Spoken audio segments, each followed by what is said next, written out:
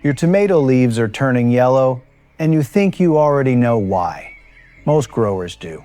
But that assumption, that confident first guess, is very often the exact reason the problem keeps getting worse. The plant keeps declining, and the harvest keeps shrinking.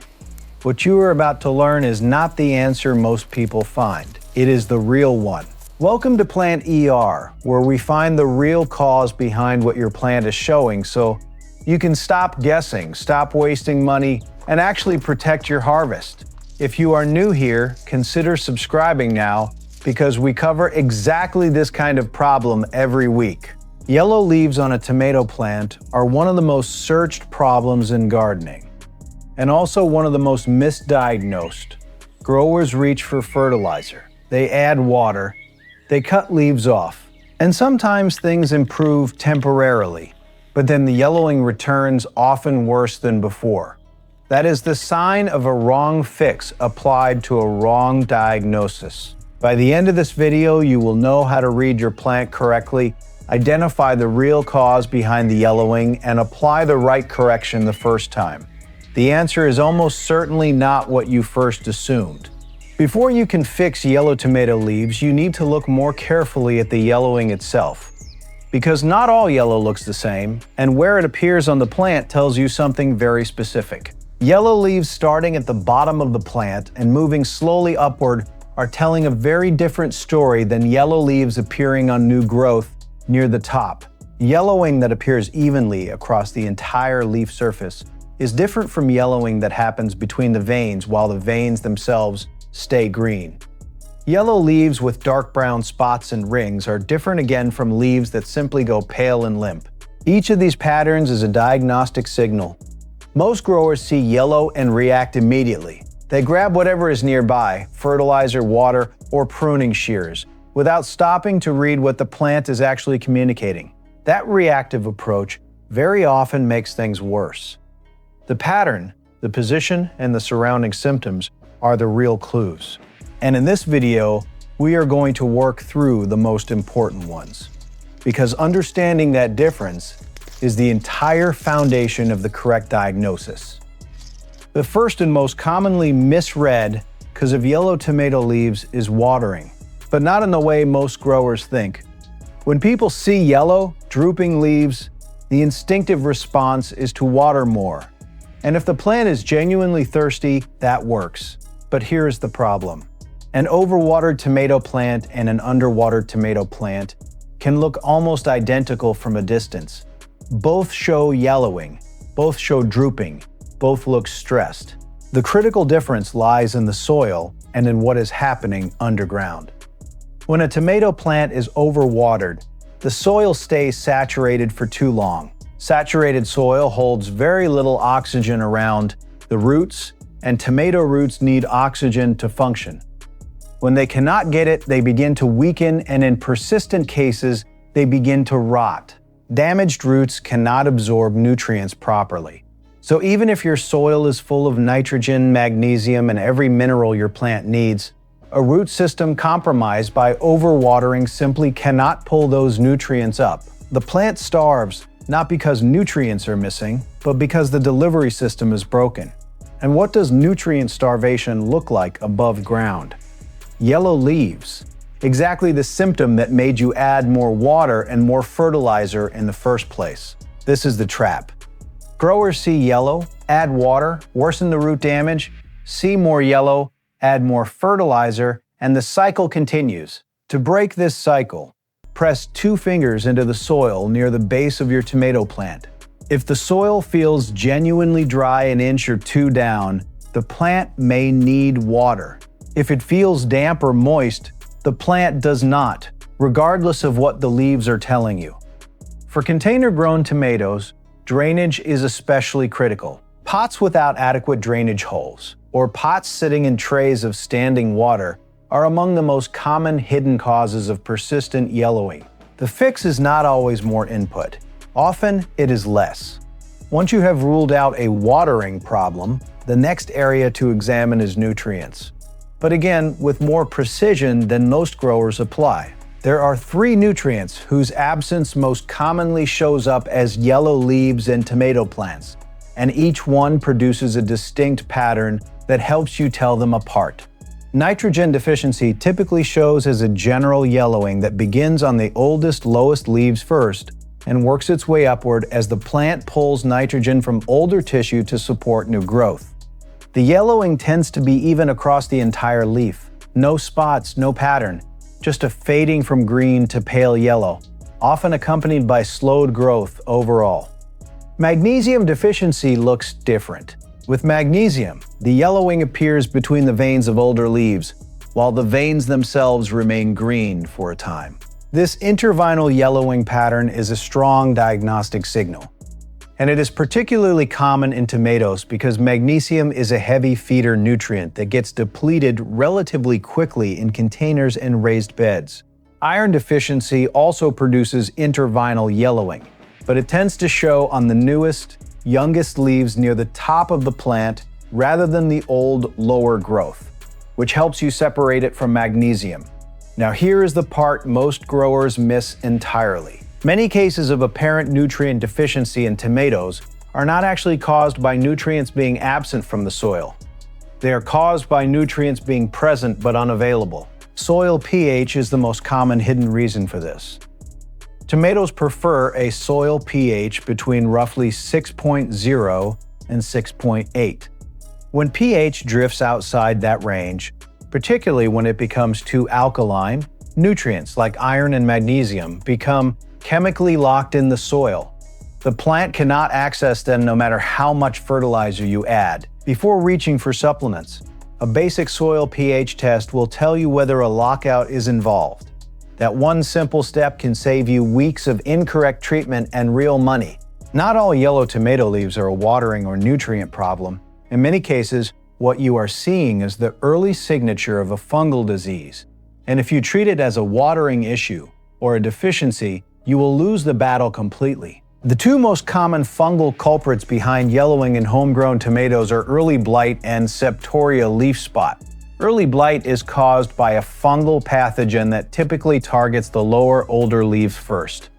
It begins as small, dark brown spots, often with a distinct ring pattern inside them, sometimes described as a bullseye or target shape. As the lesions expand, the leaf tissue surrounding each spot begins to turn yellow.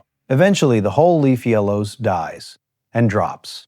The damage then progresses upward through the plant if conditions remain favorable.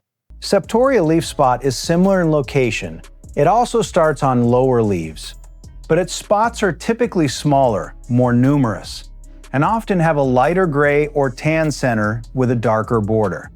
Yellowing also develops around these spots as the infection advances. Both diseases are favored by the same conditions: moisture on the leaf surface, poor air circulation, and warm temperatures. And here is the connection that matters. Overwatered plants, with constantly damp soil and humid air around their base, are significantly more vulnerable to both of these fungal diseases. So in some cases, you are dealing with 2 connected problems at once. A watering issue that has created the conditions for a fungal infection, which is now producing its own wave of yellowing on top of any stress the roots are already showing. The visual key to separating fungal yellowing from nutrient yellowing is the presence of spots, lesions, or distinct markings inside the yellow areas. Clean, even yellowing without spots or rings typically points toward watering or nutrients. Yellowing with visible lesion patterns inside almost always points toward disease. Here is one of the most important things to understand about tomato leaf yellowing. By the time you see it above ground, something has usually already been going wrong underground for some time. The leaves are not the problem, they are the report. And the report is being written by the root system. Tomato roots need 3 things to function well: water, oxygen, and physical space to expand.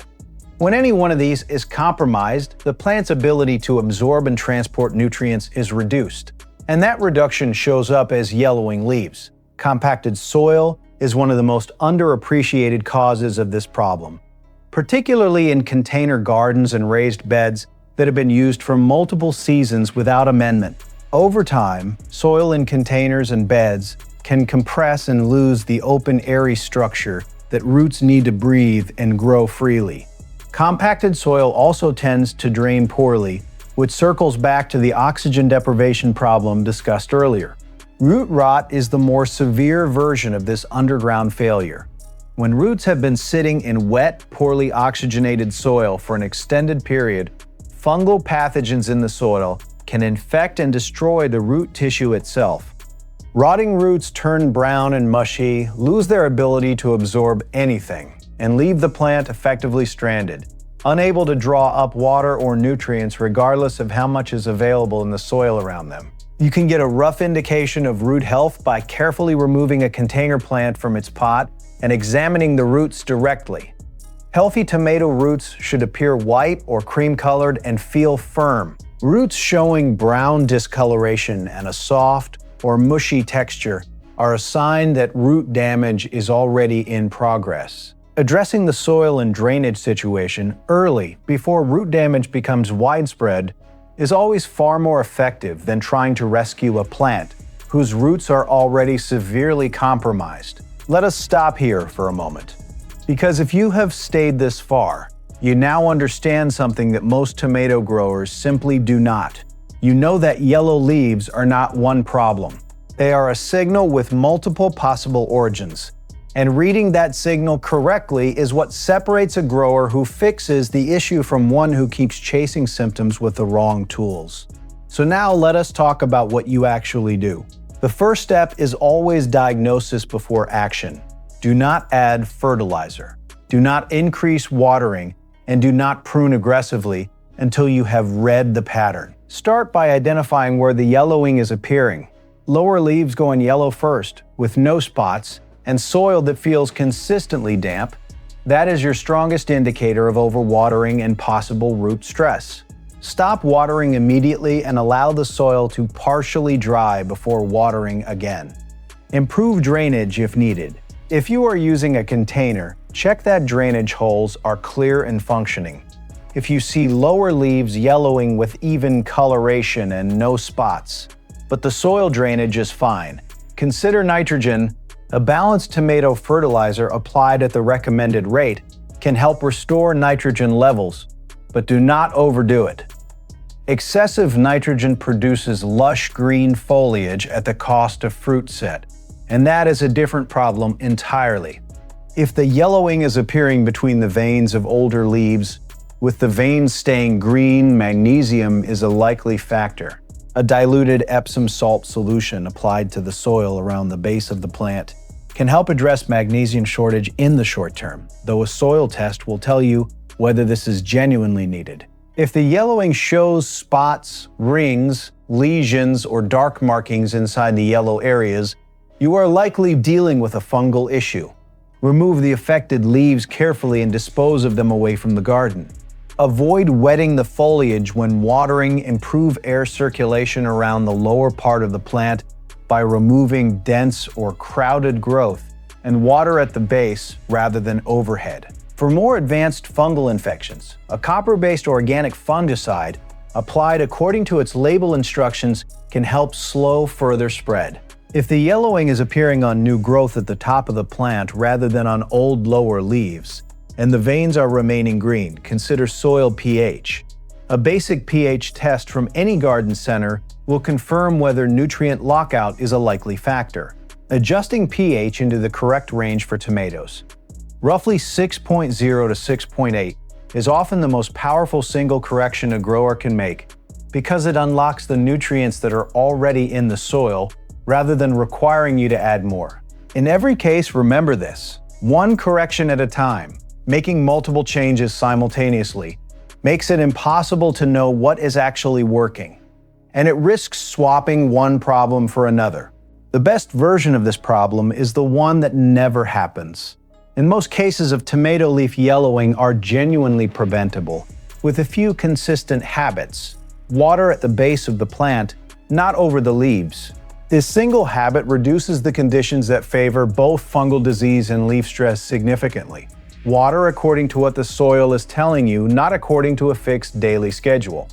A finger test 2 inches into the soil takes 5 seconds and is more reliable than any calendar. Mulch around the base of your tomato plants to retain moisture evenly, moderate soil temperature, and reduce the chance of soil-borne fungal spores splashing upward onto lower leaves during watering or rain.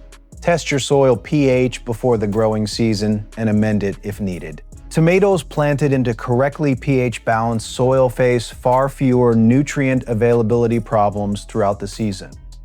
Feed on a consistent schedule with a balanced tomato fertilizer, particularly once the plant begins flowering and fruiting, when nutrient demand increases. And inspect your plants regularly, not just when something looks wrong. Lower leaves that are aging naturally can be removed gently to improve airflow. Catching the early signs of blight or pest activity before they spread is always far more effective than responding after the damage is visible. To summarize what we covered today, tomato leaf yellowing is almost never as simple as it looks. The real cause is most often found in the pattern, the location, and the surrounding conditions, not in the symptom itself. Overwatering, nutrient lockout, fungal disease, and root stress each produce their own version of yellow, and each requires a different response. If this video helped you see your tomato plant differently, please give it a like.